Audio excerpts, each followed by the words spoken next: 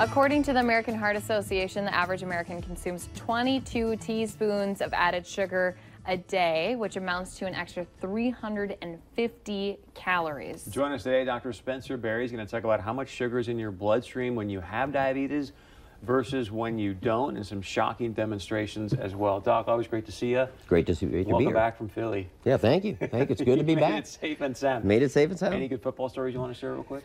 None. Okay. Zero. Let's talk sugar. Let's talk sugar. Yeah. What we have here on the right side of the table here, you'll see three different, this is a 5, 4, and 3 pounds in each of these containers.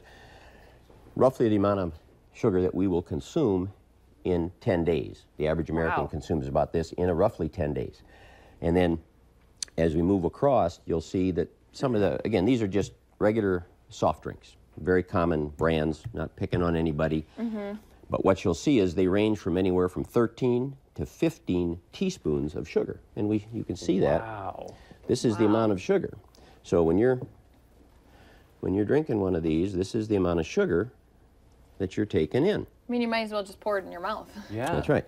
Well, and the important issue here is that in our bloodstream, and if we can get a tight shot of this, in our bloodstream, this is the amount of blood sugar that we have circulating. This would be roughly a blood sugar of 100, the top end of normal. And this, which as you can see is not a lot, doesn't look a lot different, this would be a blood sugar of 150, 1.5 teaspoons. So the body works very hard to keep that blood sugar in line between being well and being sick. This is diabetes right here. So it's a very fine line. Wow. Now, when you take in one of these full-strength sodas, this is the amount of sugar that you're getting right here, okay? What we've said, 13 teaspoons, up to 15 in some. Your body has to reduce that back to this. It does it by sending out insulin from the pancreas.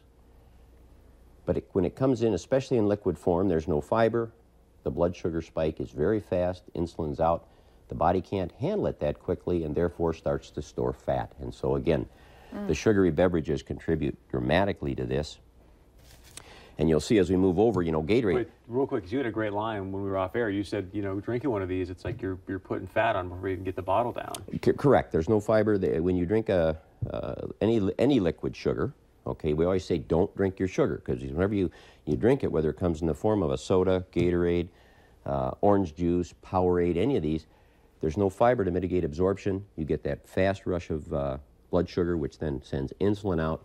The body then, again, it begins to store fat very quickly. So it's a much faster process. So don't drink your sugar.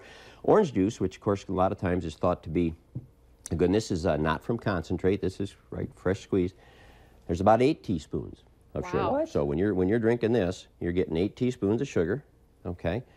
Whereas what we recommend, an orange, you know, we always say eat your fruit, don't drink it, okay? Have an orange, have a apple, but not apple juice, not orange juice.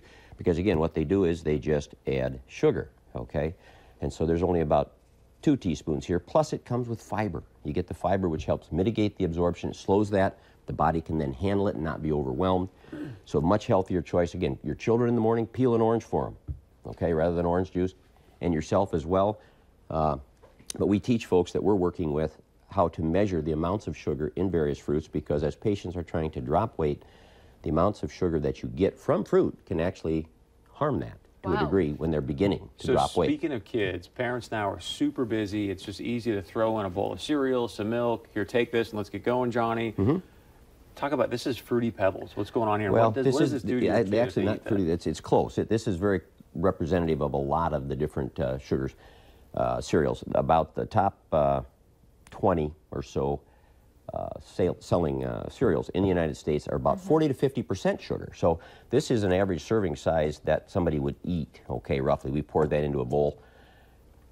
And when they eat this, okay, in this case, they're getting upwards of 8 teaspoons of sugar just right here, okay? And that's before we add any milk or anything else to it, okay? That's just the cereal itself.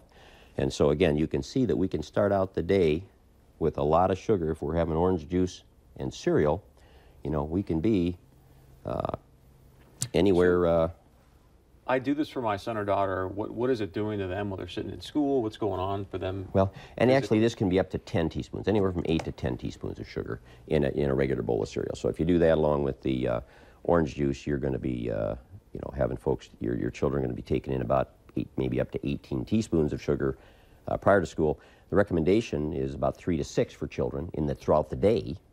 And of course, if they're starting their day, wow, as the blood sugar is up, and then of course comes down very quickly, that you hear about blood sugar crashes, and this can lead to cravings. And I know there's a lot of research around hyperactivity and this type of thing. And again, behavioral, obviously it's going to be dependent a little bit on each child as to what's going on. But the big thing is those big fluctuations. There definitely can impact behavior, can attention, concentration. It can. I mean, that's just, there's a lot of studies out there. But the bottom line is we're getting too much sugar. Right. 1 out of 3 newly diagnosed diabetics in the United States is a teenager. And a lot of this has come on because as we're storing more body fat very quickly from a lot of the sugar that we take in, like I say, anywhere from 150, 170 pounds a year now, this is causing us to store more body fat. As we store more body fat, the body becomes resistant to the insulin, and this ultimately leads to us developing diabetes. Our pancreas, which makes the insulin, can't keep up, and it eventually poops out.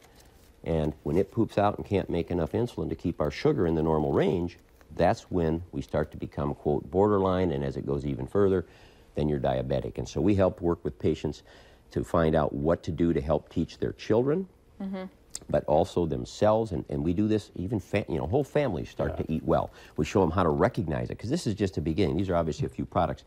The stores, you know, and the industry, there's just a lot of sugar. If we're getting 150 pounds a year, you can see there's sugar, and a lot of hidden sugar. It's not just what it says, sugars on that label. Right.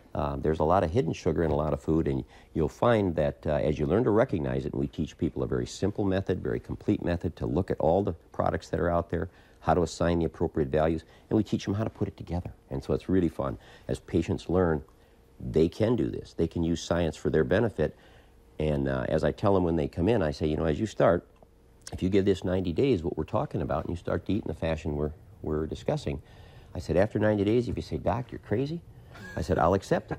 But generally what happens is the patients long before that say, this is the best I have felt, I cannot tell you. Wow. And their weight's coming down, blood pressures are better, blood sugars, their knees don't ache, they're sleeping better. It's just the health benefits to the patient, their functional daily life, as well as obviously longevity and just a variety of physical, mental, emotional, and psychological issues just get better as they feel more comfortable and confident controlling their own body weight. And they find out they can make some very easy decisions. That's the key, and they can do it in every setting. Right.